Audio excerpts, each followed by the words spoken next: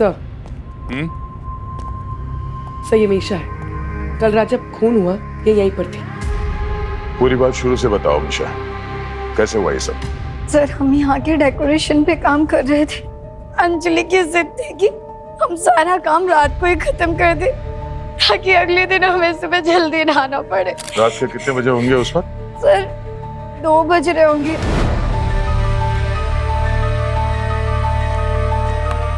मैं पानी लेने गई तो मैंने अंजलि की चीख सुनी।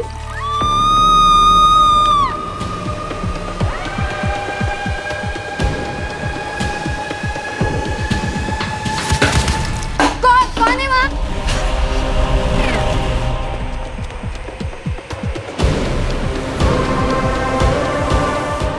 अंजलि। तो खूनी ने मास्क पहना हुआ था। पंकज, ये देखो, इस मूसल की अच्छी तरह से एक फोटो ले लो। खून लगा हुआ है, शायद मर्डर इसी से हुआ है। मर्डर वेपन हो सकता है। सर, मेरी नानी कहती हैं जब ओखली में सर दिया तो मूसल से क्या डरना। अब इसने तो कुछ गलत काम किया ही नहीं था सर, तो फिर इसका खून क्यों हुआ? एक बात होता है पंकज के खूनी ये मुसल अपने साथ तो लेके नहीं आया था, यहाँ पे पड़ा हुआ था, उठा के दे मारा उसने। मतलब खून करने आया था लेकिन हथियार साथ में नहीं लेके आया था, ये कैसे हो सकता सर? ऐसा लगता तो नहीं पंकज के वो खून करने के इरादे से आया था। हो सकता है अंजलि ने कुछ ऐसा देख लिया हो जिसकी वजह से मजबूरन उसे इसे मारना पड़ा। एक मिनट, चोरी के इरादे से तो नहीं आया था? निशा, रेस्टोरेंट से कोई सामान चोरी हुआ? तुमने कैश काउंटर तो चेक किया होगा ना? नहीं सर, कुछ भी चोरी नहीं हुआ है। सर, लगता है वो यहाँ चोरी करने आया होगा।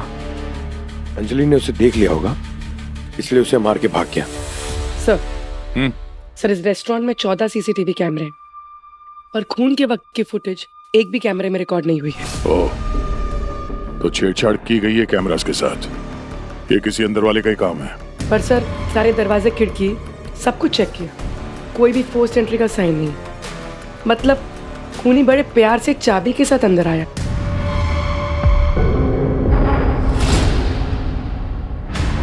ये क्या है?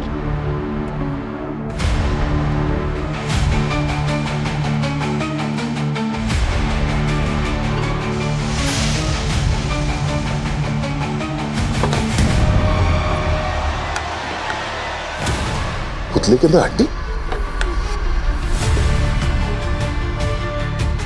पुतले में हड्डी कैसे हो सकती है सर? मतलब सर पुतले के अंदर मुर्दा?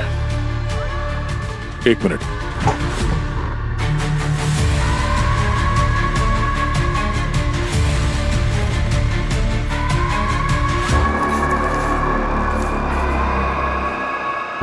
ये देखो,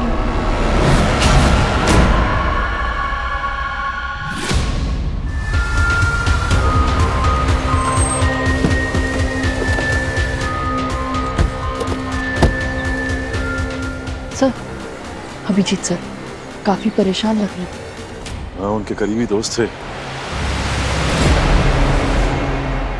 अब ठीक है सर? ठीक तो नहीं हूँ। 25 साल पुराना दोस्त था मेरा ये सूरज। सर ये वही सूरज है ना जो पुलिस फोर्स में थे? करेक्ट। 2 साल पहले रिटायर में हुआ था, उसके बाद से प्राइवेट डिटेक्टिव का काम करने लगा था ये। सर ये देखने में तो एक्सीडेंट लग रहा है, लेकिन मगर है नहीं। इसके शरीर पे ये खून देख रहे हो, ये कपड़ों में।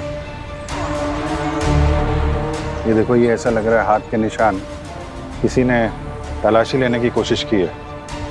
सर इसका मतलब किसी ने जानबूझ करके एक्सीडेंट करा ताकि इन्हें मार सके और इनके पास जो सामान था वो लेके जा सके। कुछ तो था इसके पास खास, इसकी मौत की वजह बन गई है। पुतले के अंदर ये इसका चेहरा पूरी तरह से डैमेज्ड है। सर, कहीं एक पुतले के अंदर एक आत्मा तो नहीं थी जिसने इसका खून कर दिया? पंकज, तुम्हारी सुई हमेशा के वहीं पे आके क्यों अटक जाती है?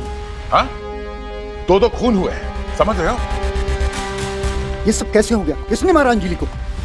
अरे अरे, कहाँ घुसे जा रहे हैं आप लोग? ये क्राइम सीन है। आप लोगों को वहां खड़ा होना पड़ेगा, वहां जाइए आप लोग। मेरे ही रेस्टोरेंट में मुझे बताओगे मुझे कहाँ खड़ा होना है? चलो हटो। आप प्लीज थोड़ा शांत हो जाइए। एक मिनट सर, आप पापा की बातों का बुरा मत मानिए। दरअसल इन्हें गुस्सा जल्दी आ जाता है। अच्छा, हम भी तो देखें इनके गुस्से में कितनी गर्मी है। नाम क्या आपका? प्रफुल्ल। और आपका? हम लोग सीआईडी से हैं। हम लोग जवाब देते नहीं, सवाल पूछते हैं। आप ये बताइए कि आपके इस रेस्टोरेंट में ये मुर्दा कहाँ से आया और किसका है ये? बोलिए। आपको कुछ मिला सर इसके पास से? बस ये टूटा हुआ फोन मिला है सूरज का। इसी में मेरा नंबर दे के यहाँ के लोकल पुलिस ने कांटेक्ट किया था मुझे। जब इसकी मौत हुई उस वक्त ये मुझे कांटेक्ट करने की कोशिश कर रहा था। शायद कुछ बताना चाहता था खूनी के बारे में। सर एक पुलिस वाले के साथ ये सब किया, छोड़ेंगे नहीं सर इसे।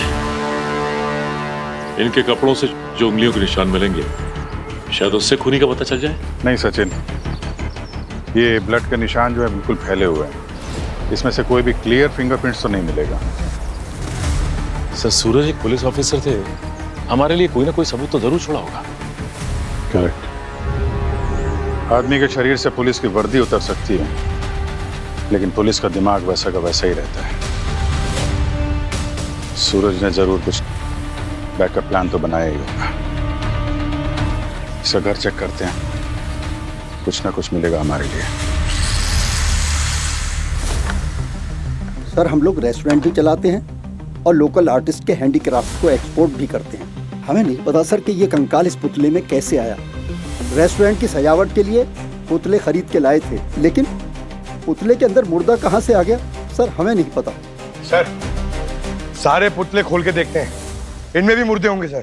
हाँ पंकज, चेक तो करना पड़ेगा। ये पुतले इतने ही हैं या और भी हैं? हाँ सर, गोदाम में कुछ और भी है। मैं कहाँ से पुतला लेकर आए थे बताओ साहब को। वहीं से लाए थे सर, जहाँ से हमेशा खरीद कर लाते हैं, लेकिन खरीदते वक्त उसके अंदर कुछ नहीं था सर। ओह, यानी खरीदने के बाद इस पुतले में वो मुर्दे आ गए कहीं से, है ना? इसका मतलब तुम ही लोग हो, तुम ही लोगों में से किसी ने कुछ किया है। सर जिस किसी ने भी किया ना, बहुत जल्दबाजी में किया है। सर इस पुतले के जॉइंट्स देखिए, बिल्कुल फिनिशिंग नहीं है। इसका मतलब है मुर्दा छुपाने के लिए टाइम मिला नहीं। अब आप लोगों में से कोई बताएगा ये मुर्दा किसका है? या सीआईडी को अपने तरीके से मुंह खुलवाना पड़ेगा। जब तक अंजलि और इस मुर्दे का खूनी का पता नहीं चल जाता, तब तक आप सब के सब सस्पेक्ट हो, इतना याद रखना। देखिए सर, आप थोड़ा धीमे सुर में बात कीजिए। हम सब इज्जतदार फैमिली से आते हैं। इज्जतदार लोगों के घर में लाश और कंकाल नहीं मिलते। दो खून हुए यहाँ पे, समझे? और जो कुछ पता है फटाफट उगलना शुरू कर दो, वरना अगर मैंने अपना सुर लगा लिया ना तो तुम लोगों का तापमान बिगड़ जाएगा। I am really sorry sir, और हम आपके साथ कोऑपरेट करेंगे जब तक आपका केस सॉल्व नहीं हो जाता है। Yes sir.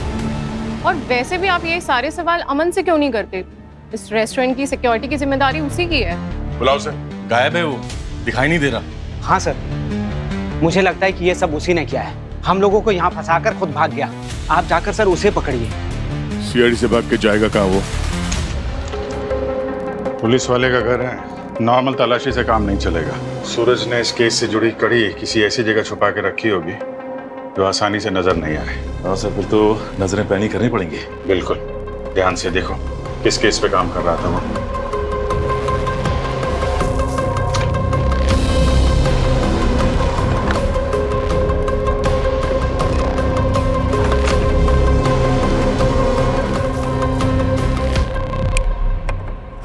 आइए सर।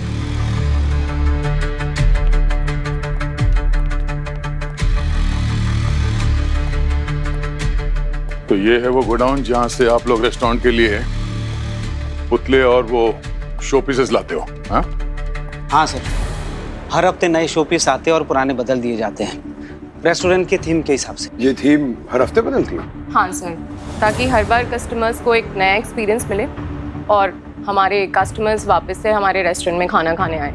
अच्छा, ये जो आपके रेस्टोरेंट में उस पुतले से जो मुर्दा मिला है वो कितने दिन पहले लाया गया था रेस्टोरेंट में? शायद 4-5 दिन पहले। वैसे एग्जैक्ट डेट रजिस्टर में लिखी हुई होगी। अंजलि और मिश्रा ये डिपार्टमेंट हैंडल करते थे। यानी इसका मतलब ये हुआ कि उस पुतले में वो जो मुर्दा है वो यहीं पे डाला गया होगा, क्योंकि ये हरकत वहाँ पे रेस्टोरेंट में तो नहीं कर सकते। क्यों? सर ये बड़ा ही कच्चा नींबू टाइप का मुजरिम है। उसको इतनी अकल नहीं थी क्या? ये कभी ना कभी तो ये मुर्दा पुतले से बाहर आएगा। इस गोडाउन की चाबी किस किस के पास होती है?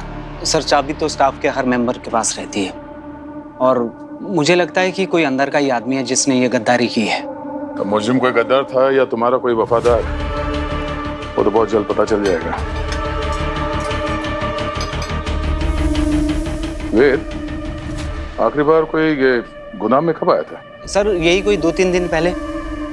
क्या बात है, कमाल है। ये देखो 2-3 दिन से गोडाउन बंद पड़ा है मगर धूल मिट्टी का नामो निशान नहीं। कौन से साबुन से ये गोडाउन को धोते हो भाई? कैसा लग रहा है कि गोडाउन आज साफ किया गया, बल्कि अभी कुछ देर पहले। सर मैंने आपको कहा ना कि यहाँ की चाबी जो है स्टाफ के हर मेंबर के पास रहती है, तो कोई ना कोई आया होगा। अब यहाँ पर कौन आया था ये तो वो मुर्दा ही बताएगा। मुर्दा? मुर्दा कैसे बोलेगा?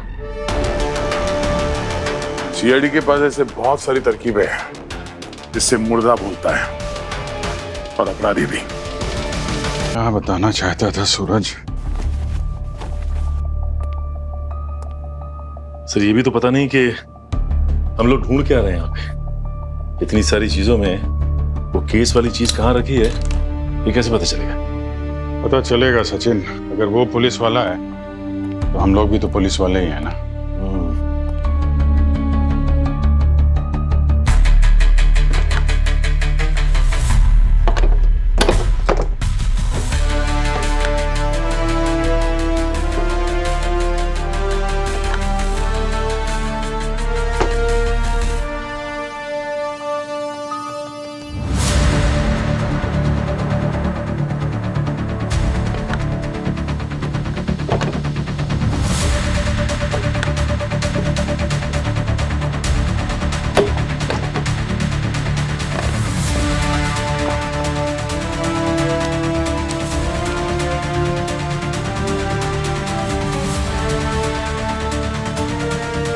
वृंदा, ये चिट इस पेंटिंग में छुपा के रखी हुई थी। वृंदा लिखा है इसमें। वृंदा कौन हो सकती है? पता करना पड़ेगा। देखो जरा, हर चीज छुपा के रखने की आदत थी उसे।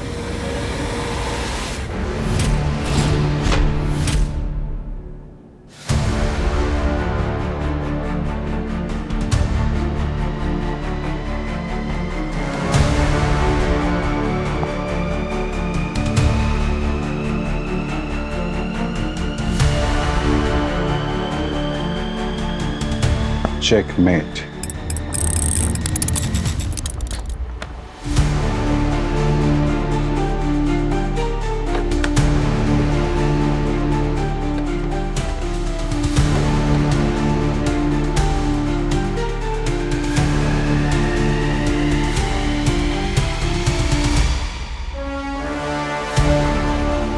चाबी वहां पे पर्ची छुपा के रखी थी वृंदा के नाम की, और यहाँ पे चाबी। हाँ मुर्गी। सर मुर्दे का चेहरा इतनी बुरी तरह से कुचला जा चुका है कि फेस का तो कुछ पता नहीं चल पा रहा है, पर इतना जरूर पता चल पा रहा है कि ये मुर्दा किसी आदमी का था। ये खूनी सारे सबूत मिटाने की कोशिश कर रहा है, इसलिए उसने मुर्दे का चेहरा पूरी तरह से खराब कर दिया होगा। गोडाउन भी ऐसे रगड़ रगड़ के साफ किया है ना तो पैरों के निशान मिले ना उंगलियों के। मिट्टी और खून के दाग साफ हो सकते हैं पंकज, लेकिन जुर्म के दाग को साफ करने वाला ना कोई साबुन बना है ना कभी बनेगा। ज्यादातर लोग सबूत को छुपाने के चक्कर में गलती कर बैठते हैं। उसे पकड़ने की एक लाइट मिल गई है सर। इलेक्ट्रिसिटी बोर्ड से बिजली कंजप्शन की डिटेल्स लेके आया हूँ। क्या पता चला? सर 12 मार्च की रात को गोडाउन में रात भर लाइट जली है। ऐसे नॉर्मल डेज पे 200 यूनिट लगते थे, लेकिन उस दिन 800 यूनिट यूज हुए। हम वहां पर देखकर भी आए थे सर, सिर्फ 4 बल्ब ही है वहां पर। यानी बात साफ है, उस गोदाम की रोशनी में काले जुर्म पे पर्दा डालने वाला काम उसी रात को हुआ है। 12 मार्च को 12 मार्च को ही उस पुतले में वो मुर्दा डाला गया था। 12 मार्च की रात को रात 2 बजे से 6 बजे के बीच सर। ये देखिए, ये बिजली का कंजम्पशन कैसे माउंट एवरेस्ट की तरफ ऊपर जा रहा है। पंकज, पता करो 15 दिन पहले कौन चढ़ा था इस माउंट एवरेस्ट पे, और इस रेस्टोरेंट का कौन ऐसा स्टाफ है जिसका मोबाइल उस गोडाउन के आसपास एक्टिव था। जल्दी। इस अमन का कुछ पता चला? सर वो अमन बहुत बड़ा नटवरलाल निकला। फ़ोन बंद आ रहा है और घर के एड्रेस की लोकेशन पे खिलौने की दुकान है। ओह, खिलौने की दुकान। दुकान के मालिक से बात हुई? हाँ सर। सर बहुत ओवर स्मार्ट बन रहा था वो। पूछताछ करने पर उसने अपना नाम बताया, अंशुल। अंशुल? चोच खोली उसने? हाँ सर। वो कह रहा था कि उसे अमन ने पैसे दिए हैं, ये बोलकर कि अगर रेस्टोरेंट से कोई भी फ़ोन आए तो वो अमन का नाम लेकर फ़ोन उठाए। ओह, यानी अब 4 पहेलियां सुलझानी होगी हमें कि मुर्दा किसका है, किसने मारा उसे, अंजलि को किसने मारा, और फिर ये अमन है कौन और उसका असली नाम क्या है? सर 12 मार्च को गोडाउन के आसपास कोई भी स्टाफ मेंबर नहीं था। क्या बात है, बिना फोन के क्या? अब कोई गोडाउन तक कोई उड़ के तो जा नहीं सकता। गोडाउन के पास कोई पब्लिक ट्रांसपोर्ट भी नहीं है सर, शायद पैदल या अपनी गाड़ी से गया होगा। पंकज, उस गोडाउन के आसपास सड़क पे जितने भी सीसीटीवी कैमरा से उसकी फुटेज निकलवाओ, देखते हैं उस फुटेज से क्या मिलता है। Right sir. चाबी मिल गई है तो ताला भी मिल ही जाएगा। हाँ सचिन, सबसे पहले उस बृंदा के घर चलते हैं। सूरज की डायरी में उसकी आखिरी क्लाइंट तो बृंदा ही थी। ये गोडाउन है जगतपुरा के पास और वो रेस्टोरेंट है मालविका नगर में। तो शायद B2 बाईपास के सीसीटीवी कैमरा में आदमी दिख सकता है। सर। हाँ बोले। सर, उसी कैमरे की फुटेज में रात 1:45 बजे एक डार्क ब्लू कार मुड़ी है गोडाउन के रास्ते पे। और ये देखिए सर, वही कार सुबह 7 बजे वापस भी आ रही है। ये सीसीटीवी गोडाउन से कितनी दूर है? सर करीब 800 मीटर। गाड़ी का नंबर से पता करो कि ये गाड़ी किसकी है।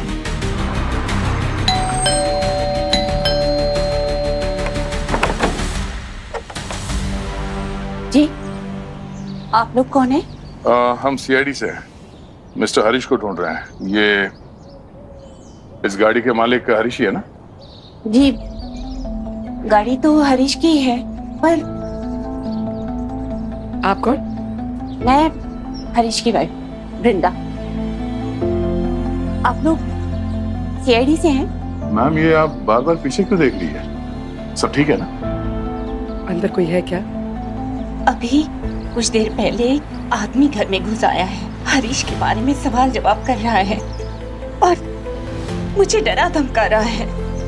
अच्छा वो सर आप आ गए, हमें बचाइए सर। आप घबराइए मत, आप यही रुकिए, हम देखते हैं।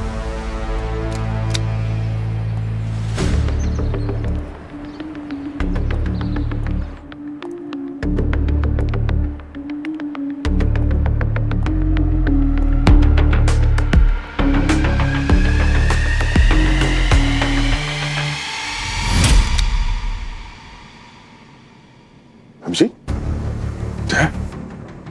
तुम लोग यहाँ? अरे हम लोग वो रेस्टोरेंट वाले मर्डर की तहकीकात के लिए आए थे। और तुम? और ये वृंदा जी तुमसे इतनी डरी हुई क्यों है? माफ कीजिएगा मैडम, मेरा मकसद आपको डराना बिल्कुल नहीं था। दरअसल मैं भी यहाँ पे एक मर्डर केस की तहकीकात करने आया हूँ, अपने दोस्त सूरज के मर्डर की। सूरज केपी? यार वो तो बहुत ही बहादुर पुलिस ऑफिसर था, कई सारे मेडल्स मिले थे उन्हें। हाँ, पिछले 2 साल से जासूसी का काम करने लगा था वो। मिसेस बिंदा के केस पे काम करते हुए मारा गया बेचारा। वृंदा जी, सूरज आपके कौन से केस पे काम कर रहा था? मेरे गुमशुदा हस्बैंड हरीश को ढूंढने के लिए। हरीश कब से गए थे? 12 मार्च से। 12 मार्च की रात को, रात 2 बजे से 6 बजे के बीच सर। ये बिजली का कंजम्पशन कैसे माउंट एवरेस्ट की तरफ ऊपर जा रहा है। प्रफुल्ल ने उसे रेस्टोरेंट में मिलने बुलाया था।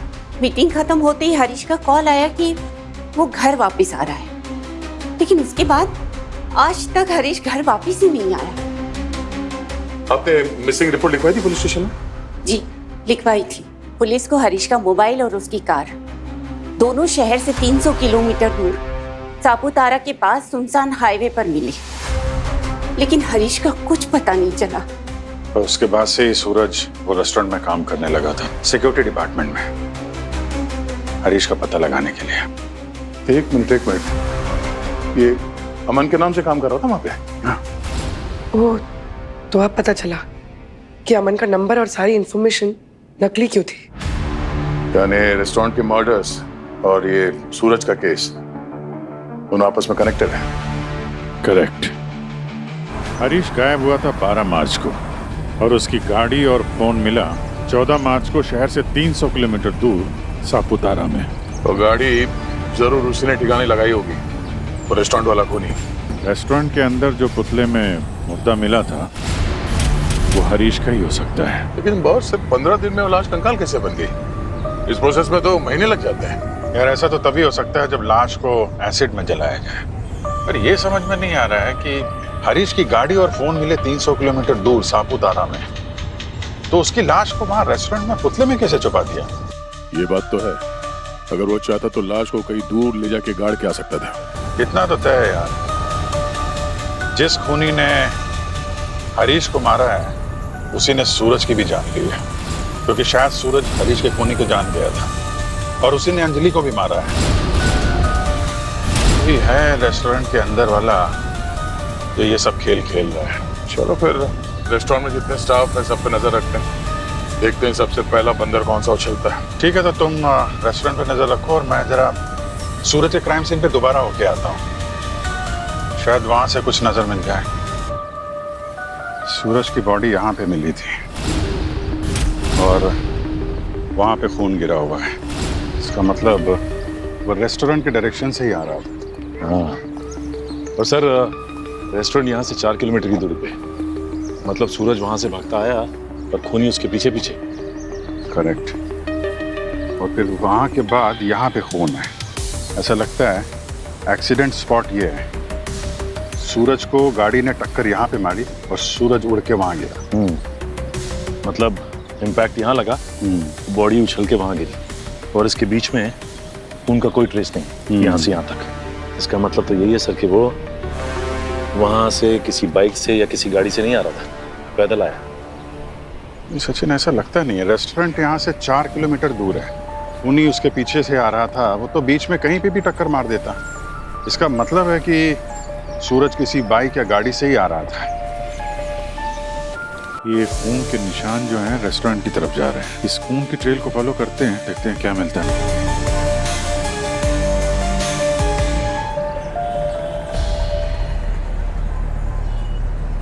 कमाल है, ये बाप बेटी ऐसे शॉपिंग कर रहे हैं मानो कोई त्योहार हो। इनके रेस्टोरेंट में खून हुए हैं और इन्हें कोई फिक्र ही नहीं है। अवनी, सवेद का भी वही हाल है, किसी लड़की के साथ हंस हंस के बातें कर रहा है। रेस्टोरेंट वाले मर्डर्स की कोई टेंशन नहीं है। पंकज सर कल रात से वेट कर रहा हूँ, मयंक भी बाहर नहीं निकला है सर। कल रात से घर से बाहर तो नहीं गया वो? नहीं सर, वॉचमैन से पूछा मैंने, उसने कहा कि वो कल रात से कहीं बाहर नहीं गया है। पूर्वी, सर मैं पिछले 5 घंटे से वेट कर रही हूँ, पर मिशा कहीं नजर नहीं आ रही। उसकी फोन की लोकेशन ट्रेस करवा रही हूँ सर। ठीक है, लोकेशन पता चले तो इन्फॉर्म करना। ये देखो, यहाँ पे एक्सीडेंट हुआ है। 100% सर। ये देखिए, ये बाइक का लाइट और ये शीशा टूटा हुआ है। इसका मतलब सूरज की 2 व्हीलर तो यहीं पे टक्कर मारी गई है। ये देख रहे हो टायर के निशान, मतलब खूनी ने यहाँ पे जब उसके बाइक को टक्कर मारी होगी तो इम्पैक्ट से ये टायर घिसा है। मतलब सूरज का 2 बार एक्सीडेंट हुआ, एक बार यहाँ पे उसकी गाड़ी को टक्कर मारी और जब यहाँ से पैदल भागा है तो फिर वहाँ पे फाइनल टक्कर जहाँ पे उसकी मौत हुई है। तो टायर मार्क्स तो इस तरफ है, बाइक को यहाँ टक्कर लगी है तो बाइक यहीं कहीं होनी चाहिए यार। देखो बाइक कहीं मिलती है क्या?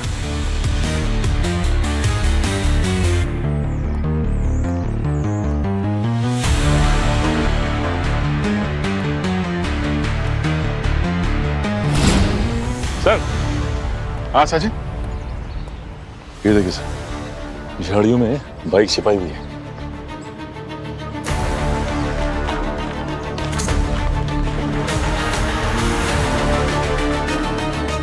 सूरज की बाइक है। और सूरज का खून करके उसकी बाइक को यहां ठिकाने लगा दिया खूनी ने।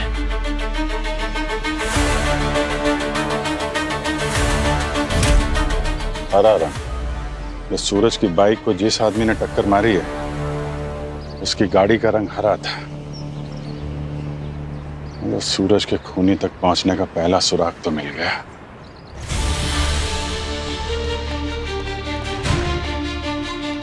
सर, मयंक और मिशा का फोन लोकेशन तो यही दिखा रहा है। अब लगता है एक और दरवाजे की बलि चढ़ने वाली है। मयंक,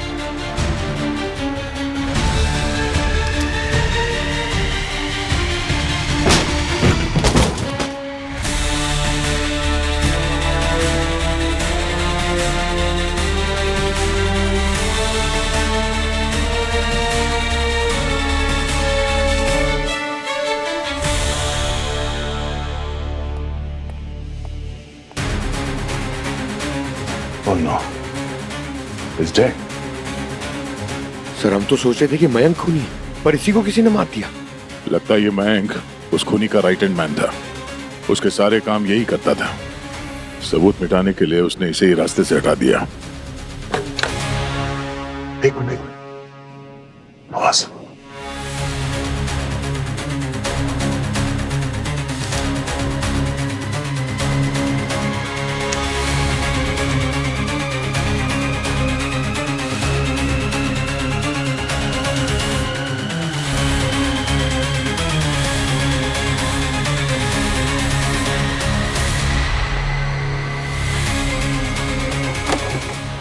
सर की ओह, संभल के बाहर निकलो, उसे पकड़ो, उसे धीरे धीरे बेड पे लेटाओ।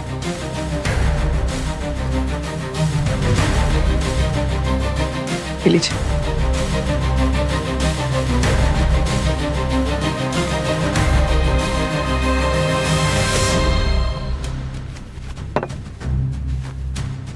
मिशा, कैसे महसूस हो रहा है? ठीक हो तुम? तुम इतनी डरी हुई क्यों? क्या हुआ क्या था यहाँ पे? तुम्हें अलमीरा के अंदर बंद किसने किया था? मैं मैंग जी से मिलने आई थी। मैं उन्हें अपना गुरु मानती हूँ और आप लोगों की पूछताछ के बाद वो थोड़े घबराए हुए थे और मैं सपने में भी नहीं सोच सकती कि वो ऐसा कुछ कर सकते हैं। मेरा यकीन मानो मिशा, मैं ये सब नहीं करना चाहता था, मगर क्या? मगर उस रात हरीश को वो राज पता चल गया जो उसे कभी भी पता नहीं चलना चाहिए था, इसलिए वो मेरा पीछा करने लगा। कैसा राज? फिर हम दोनों के बीच हाथापाई होने लगी और हाथापाई के दौरान वो गलती से एसिड के डब में जा गिरा। मिशा, तुम मुझे जानती हो, मेरा नेचर पहचानती हो। मैंने उसे बचाने की बहुत कोशिश की, लेकिन तब तक वो मर चुका था। उसके बाद मुझे उसकी लाश को ठिकाने लगाने के लिए कहा गया, लेकिन पुलिस की नाकाबंदी की वजह से मैं उसकी लाश को दूर ले जाकर दफना नहीं सका। मैंने सोचा कि एक रात के लिए उसकी लाश को पुतले में छुपा देता हूँ और अगले दिन जाकर कहीं दूर दफना दूंगा। लेकिन मिशा, अगले दिन गोडाउन में वो पुतला था ही नहीं, उसे रेस्टोरेंट ले जा चुके थे। इसीलिए मुझे छुपते छुपाते चोरों की तरह रात में रेस्टोरेंट जाना पड़ा ताकि उस पुतले में से लाश निकाल सकूं।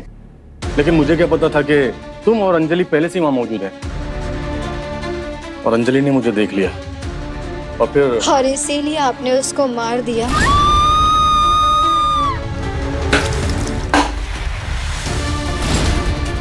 जी, मुझे तो शर्म आ रही है आपको अपना गुरु कहते हुए। आपने एक नहीं दो खून किए। मिशा, मैं सच कह रहा हूँ, मेरी बात का यकीन करो। ना मैं अंजलि को मारना चाहता था और ना हरीश को। मगर ये सब आपने किसके कहने पे किया? मैं तुम्हें ये नहीं बता सकता, वो बहुत खतरनाक है, तुम्हें भी जान से मरवा देंगे। तभी दरवाजे पे दस्तक हुई। वो बाहर देखने गए। शायद ये वही आदमी है जिसकी वजह से वो ये सब कर रहे थे, और फिर उन्होंने मुझे अलमीरा में बंद कर दिया। फिर मैं तब से वहीं पड़ी थी। तो अलमीरा के अंदर से उनकी बातचीत सुनी? वो क्या बात कर रहे थे आपस में, या चीखने की आवाज सुनी? नहीं सर, मुझे अंदर सांस नहीं आ रही थी और थोड़ी देर बाद में मैं बेहोश हो गई। पूर्वी ने डॉक्टर के पास ले जाओ, घबराओ मत।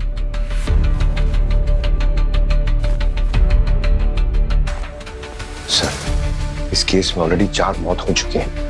अगर हमने जल्दी कुछ नहीं किया तो पता नहीं और कितनी लाशें मिल जाएंगी। और काम करते हैं, इस घर की तलाशी लेते हैं कि मैं इस खूनी के लिए काम कर रहा था। वो खूनी है कौन, उसका जवाब हमें यहीं से मिलना चाहिए। देखो जरा। सर,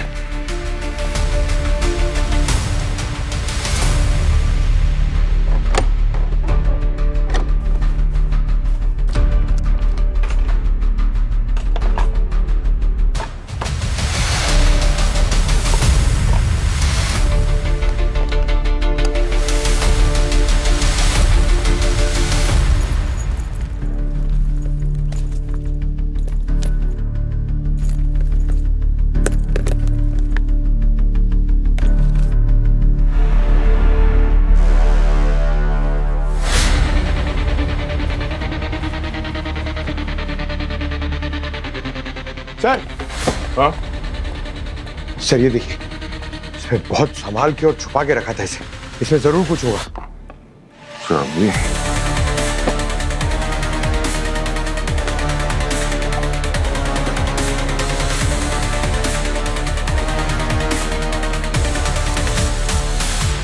है? तुम्हारी कार यहीं कहीं होनी चाहिए जिसने सूरज को टक्कर मारी है। इनमें से तो किसी का भी रंग हरा नहीं है और ना ही किसी का एक्सीडेंट हुआ लगता है।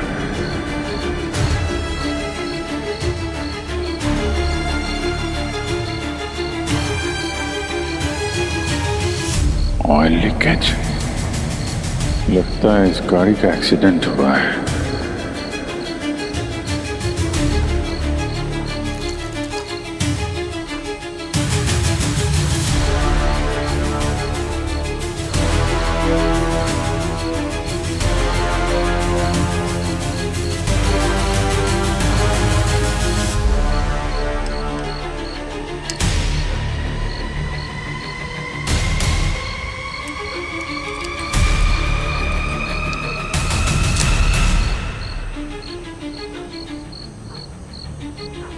नीली कार के अंदर रवि का।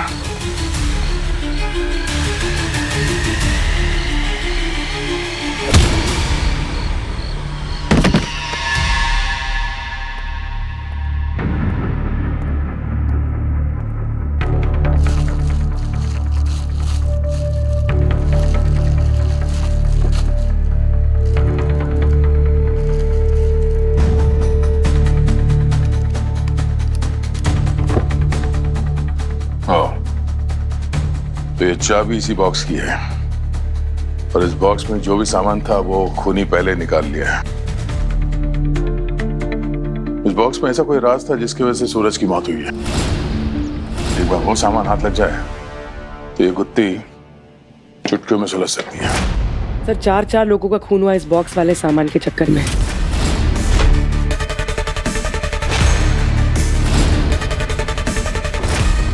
पता नहीं इस बॉक्स में ऐसा क्या था कि खूनी इस हद तक पहुंच गया।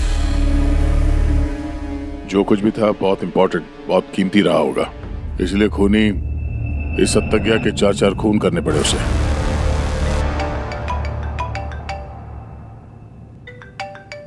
हाँ सचिन। सर, अभिजीत सर का कुछ पता नहीं चल रहा है।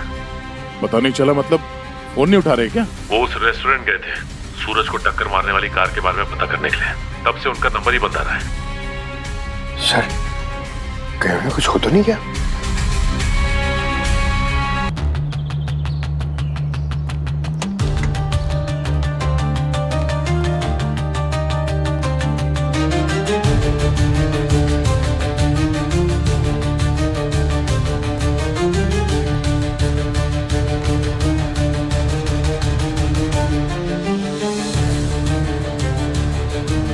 सर।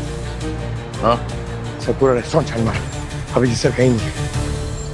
आखिरी बार पूछ रहा हूं तुम लोगों से, अभिजीत कहाँ है? क्या किया तुम लोगों ने उसके साथ? सर, हमने ना तो उनके साथ और ना किसी और के साथ कुछ किया है, लेकिन ये तो बताइए आपके वो इस तरह रात को अंदर घुसे क्यों? हाँ सर, अगर उनको अंदर आना ही था तो हमसे बात करके आ सकते थे। हम तो आपके साथ कोऑपरेट कर ही रहे हैं ना।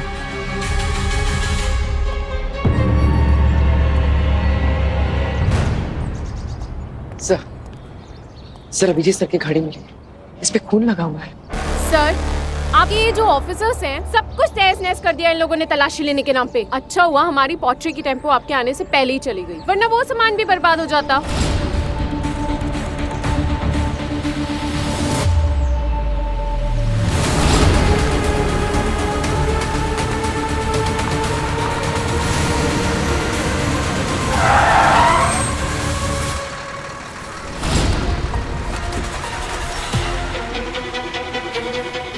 क्या बे?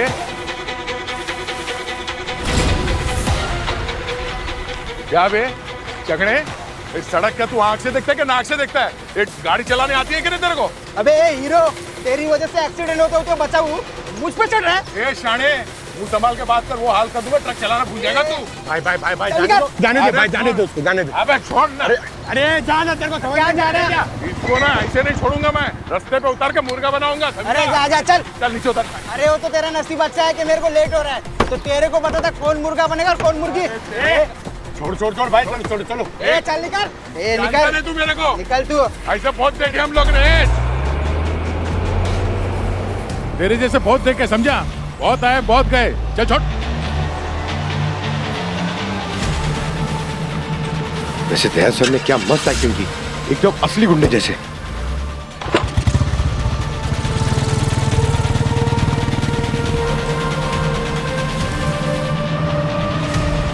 हाँ पूर्वी, अभिजीत सर इसी ट्रक में होंगे। ट्रक को जेटी में पहुंचने से पहले हमें अभिजीत को ढूंढना होगा किसी भी हाल में। सर जेटी पहुंचने में 5 मिनट ही लगेगा। Abhijeet sir,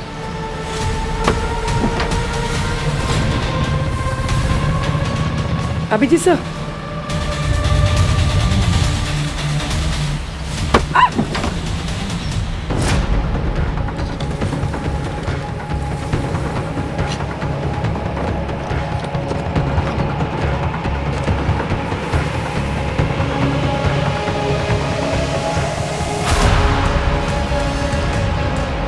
sir Abhijeet sir तो नहीं है, पर कुछ राज का पता चल गया जिसकी वजह से 4 लोगों का खून हुआ है। कैसा राज? सर इस ट्रक में जो पॉटरी का सामान है उसमें आर्टिफैक्ट्स की स्मगलिंग की जा रही है। ओहो, हाँ सर। तो ये मामला है।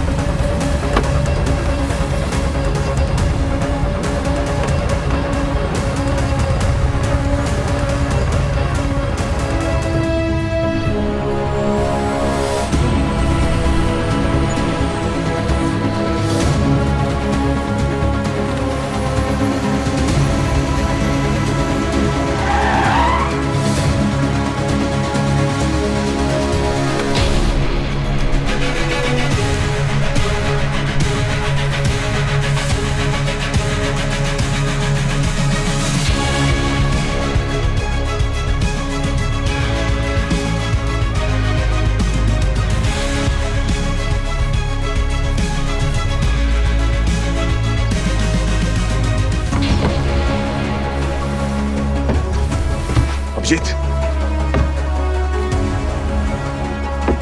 अभिजीत, अभिजीत, अभिजीत, अभिजीत,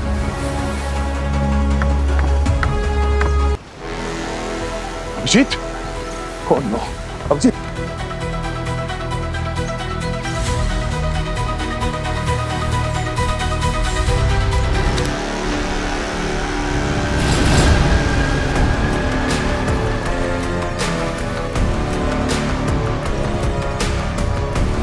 अपने दोस्त को बचाने आए थे ना, अफसोस इसके साथ साथ तुम भी ऊपर जाओगे। उप्स, ऊपर नहीं, नीचे समुंदर में। आज मछलियों को बड़ा मजा आएगा तुम लोगों का शिकार करके। अब मछलियां हमारा शिकार करेंगी कि सीआईडी तुम्हारा, ये तो कुछ ही पल में पता चल जाएगा। खड़े खड़े देख क्या रहे हो?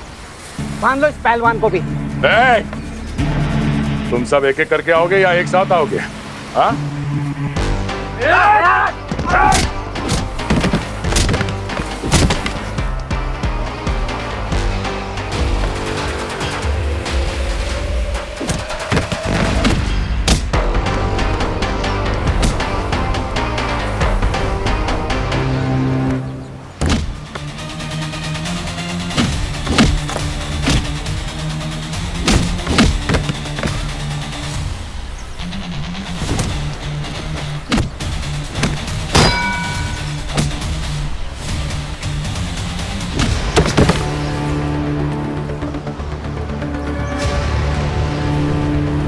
कहाँ भागोगे वेद?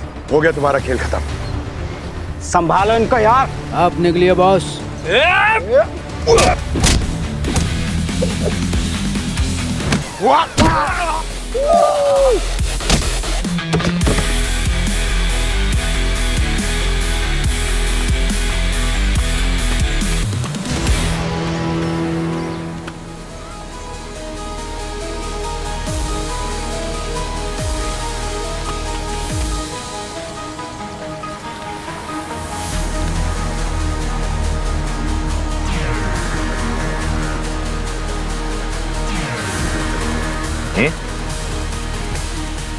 छोड़ दो मुझे, मैं कहता हूँ छोड़ दो मुझे। बहुत बुरा होगा तुम्हारे साथ। तुम्हें पता नहीं है मेरी पहुंच बहुत ऊपर तक है। आइए आइए मैडम, सीआईडी के रेस्टोरेंट में गर्मा गर्म हथकड़ी आपका इंतजार कर रही है। चले? जरा यहाँ देखना ऊपर, इधर इधर। कहने के लिए होटल का बिजनेस खोला, लोगों को खाना खिलाते खिलाते देश का खजाना लूटने की कैसे सोची तुम लोगों ने? शर्म नहीं आई तुम्हें स्मगलिंग करते हुए? ये मूर्तियां हमारे देश की अमानत हैं। सोचा तो यही था कि रेस्टोरेंट का बिजनेस करके इज्जत से 2 वक्त की रोटी कमाएंगे, लेकिन रेस्टोरेंट के बिजनेस में नुकसान पे नुकसान होता चला गया। तो तुम लोगों का शैतानी दिमाग जुर्म के रास्ते पे निकल पड़ा, क्यों? सर मेरा भाई म्यूजियम में काम करता है और उसी की मदद से हम कुछ शोपीस निकलवाते थे और नकली उसकी जगह रखवा देते थे। सब कुछ तुम लोगों के मुताबिक चल रहा था, लेकिन किए कराए पे पानी तब फिर गया जब हरीश को तुम लोगों पे शक हुआ। हरीश पुलिस के पास जाने वाला था। मैंने उसे रोकने की बहुत कोशिश की। जब वो नहीं माना तो हम दोनों के बीच हाथापाई हो गई और उसी हाथापाई के दौरान वो एसिड के टब में जाकर गिर गया। मैं सच कह रहा हूँ सर, उसे मारने का मेरा कोई इरादा नहीं था। मारने का इरादा नहीं था, लेकिन मारा तो। ऊपर से 3-3 खून और किए। सर वो कहावत है ना, एक जुर्म छुपाने के लिए आपको 100 जुर्म करने पड़ते हैं। बस हम भी उस दलदल में फंसते चले गए। और वो अमन, उसकी क्या कहानी थी? अमन ने मेरे गोदाम से एक मूर्ति चुराई थी और किसी बॉक्स में बंद कर दी थी। वो बॉक्स तो मिल गया था, लेकिन उसकी चाबी नहीं मिल रही थी।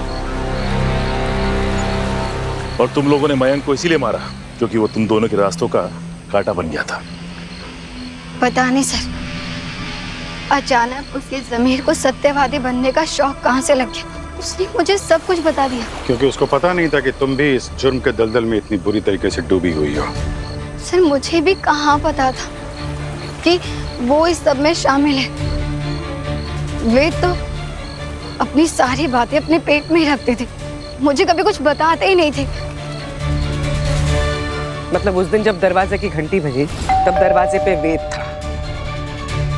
फिर तुमने कहानी बनाई कि मयंक ने तुम्हें अलमारी में बंद कर रखा है, जबकि सच ये है कि तुम दोनों ने मिलकर मयंक को ऊपर पहुंचा दिया। अपना गुरु और अपना दोस्त समझती थी ना तुम मयंक को? सर अफसोस तो बहुत हुआ था, लेकिन अगर उसे जाने देती, उसे जिंदा छोड़ देती, तो आज नहीं तो कल किसी और के सामने अपनी जुबान खोल देता। अब जेल की सलाखों के पीछे बैठ के प्रायश्चित करना है, फांसी के ऑर्डर आने तक।